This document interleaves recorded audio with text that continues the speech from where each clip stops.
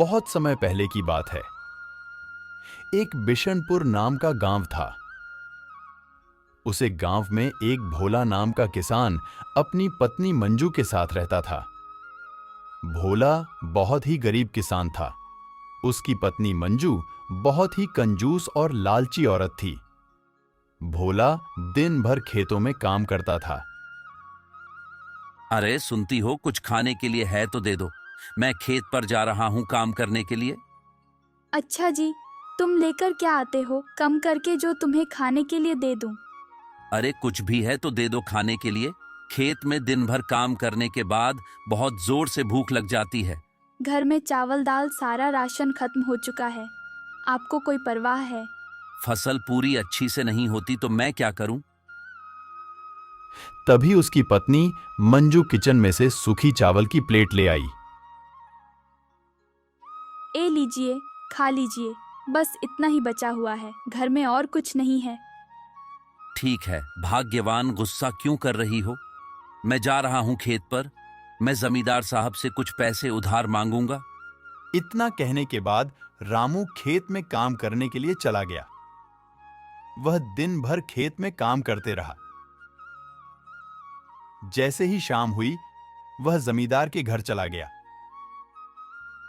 और उससे बोला, साहब, मेरे घर में खाने के लिए कुछ नहीं है और खेती भी अच्छे से नहीं हो रही है। मैं चाहता हूं कि आप मेरी मदद करो, मुझे कुछ पैसे दे दो। हाँ हाँ, क्यों नहीं, ये लो। फिर जमींदार ने उसे 200 रुपए पैसे दे दिए, जिसे देखकर रामू को बुरा लगा और उसने पूछा, 200 क्यों दे रहे हो? 200 में क्या होगा? अरे जिस हिसाब से तुम काम कर रहे हो, 200 देने लायक भी नहीं है। इतना लेकर जाओ, खुश रहो। पैसे लेने के बाद रामू चुपचाप घर चला गया। अरे ओ मंजू बहन, किधर हो? हाँ बहन, बोलो। आज इधर आए हो, कैसे आना हुआ? मंजू बहन, मैं तुम्हारे घर के रास्ते से गुजर रही थी तो सोचा तुमसे मिलकर आऊं। ये देखो जो मैंने हार लिया है, मेरे पति ने मुझे तोहफे में दिया है। कैसा है? बहुत अच्छा है। मेरे पति भी मुझे ऐसे तोहफे देते। सब सही हो जाएगा बहन, चिंता नहीं करो। ठीक है बहन, मैं चलती हूँ। तभी रामू काम पर से अपने घर आ गया। ओ सुनती हो, ये लोग काम पर से कुछ पैसे लाया हूं, इससे जाकर राशन भरवा लेना। बस 200 रुपए, इतने में मैं क्या करूं? राशन लाऊं या खुद के लिए साड़ी लूं? तो मैं क्या करूं जब मेरी कमाई ही नहीं होती? मुझे कुछ नहीं पता, मुझे बहुत जोर से भूख लगी है। जाओ खाना बनाओ। अब मुझे कुछ नहीं सुनना, मुझे और पैसे चाहिए, नहीं तो मैं मायके जा रही हूँ। मैं देखता हूं, अगले दिन जाकर कुछ खेत बेच दूंगा, अगर पैसे नहीं हुई तो। खेत बेचने की कोई जरूरत नहीं, तुम और मेहनत करो और पैसे कमाओ। खेत बेच दोगे तो हमारे बच्चों का क्या होगा? इतना कहने के बाद मंजू ने रसोई में जाकर खाना बनाए और फिर दोनों पति पत्नी खाना खाकर सो गए।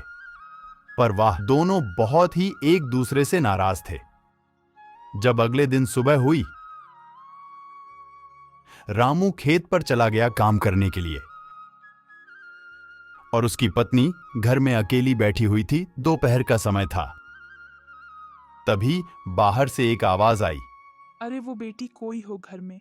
मुझे 5 रुपए पैसे दे दो बेटी, मेरे पास खाने के लिए कुछ नहीं है। आवाज सुनकर मंजू घर के बाहर आई। तभी उसने देखा कि एक बुढ़िया औरत बाहर में खड़ी थी, जो कि भीख मांग रही थी। वह उस बुढ़िया के पास गई और बोली, क्या हुआ बुढ़िया, तुम इतनी चिल्ला क्यों रही हो? कुछ नहीं बेटी, मैंने बहुत दिनों से कुछ नहीं खाया, बस मुझे खाने के लिए कुछ दे दो।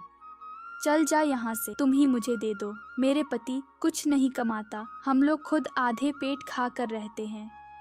अरे बेटी, ऐसा मत बोलो, भगवान तुम्हें सब कुछ देगा।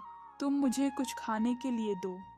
कोई जरूरत नहीं है, जाओ तुम यहाँ से। मुझे आपको कुछ नहीं देना, नहीं तो आपको मारकर भगा दूंगी।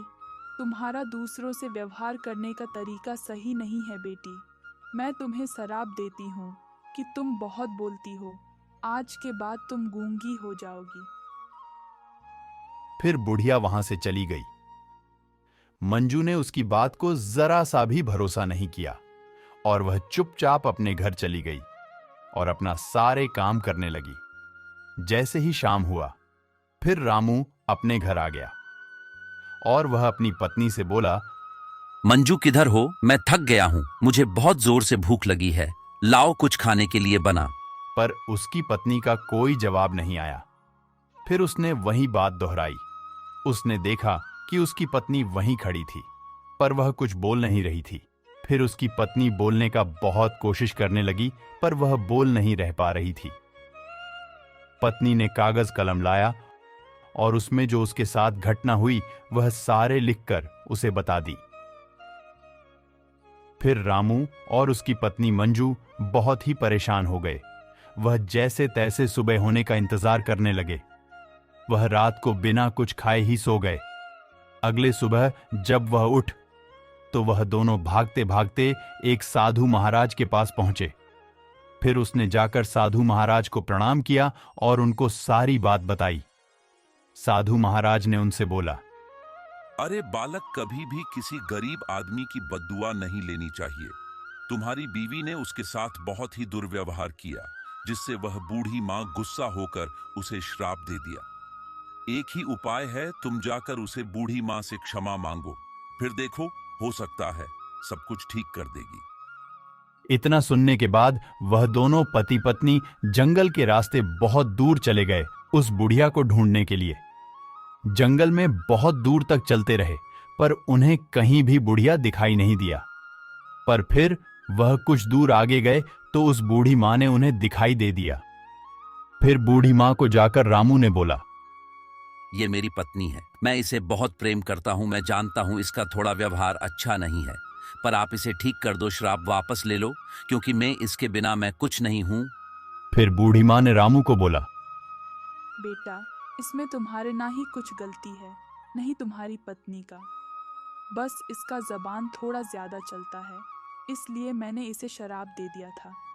पर मैं यह श्राप वापस लेती हूँ, लेकिन इसके बाद फिर कभी इसने किसी से लड़ाई झगड़ा की या किसी गरीब को सताया या किसी को बुरा भला कहा, उसके बाद यह हमेशा के लिए गूंगी हो जाएगी। फिर बूढ़ी दादी ने श्राप वापस ले लिया। उसके बाद उसकी पत्नी मंजू बहुत अच्छी हो गई, पहले की तरह। उसने बुढ़िया मां से क्षमा मांगी और फिर रामू ने उसे खाने के लिए कुछ दे दिए और कुछ पैसे दिए। दोनों पति पत्नी अपने घर आ गए।